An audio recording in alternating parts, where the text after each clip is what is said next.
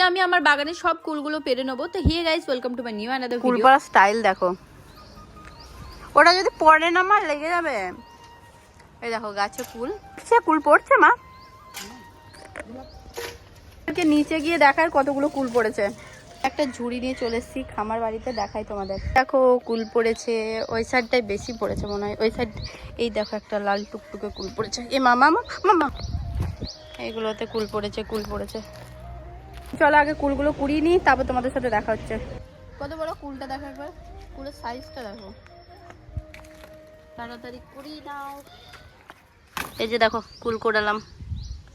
চান টান করে বসেই ছিলাম, তখন পাশে বাড়ি কাকু এসে বলে আমার যুবসাথী ফর্মটা ফিল আপ করে দেয়। তাই কাকু যুবসাথী ফর্মটা ফিল আপ করেছিলাম। কে কে যুবসাথী ফর্ম ফিল আপ করেছো কমেন্টে অবশ্যই জানিও। আর হঠাৎ করে আমাদের যে সজনে গাছটা কি হয়েছে বুঝতে পারিনি আমরা, পড়ে গেছে, হয়তো পোকা ধরে গেছে বা ঘুন লেগে গেছে, কিছু একটা হয়েছে। এই হচ্ছে সেই সজনে গাছটা, বহু পুরাতন গাছ। তাই আমাদের যে মাটি চারা ছিলেন দাদা, সেই বললো যে আমি একটা ডাল বসিয়ে দিচ্ছি।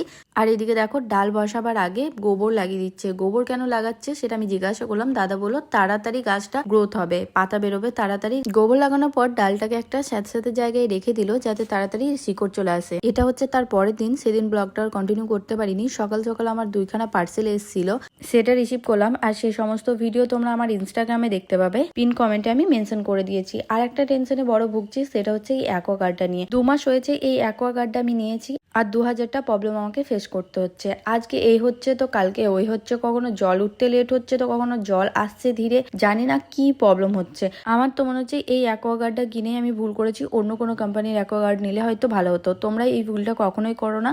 দেখতে দেখতে ইফতারের টাইম হয়ে গেছে। তো আজকে ইফতারে অনেক কিছু ছিল, কারণ আজকে আমার দিদা এসেছিল। তো আজকে আসি।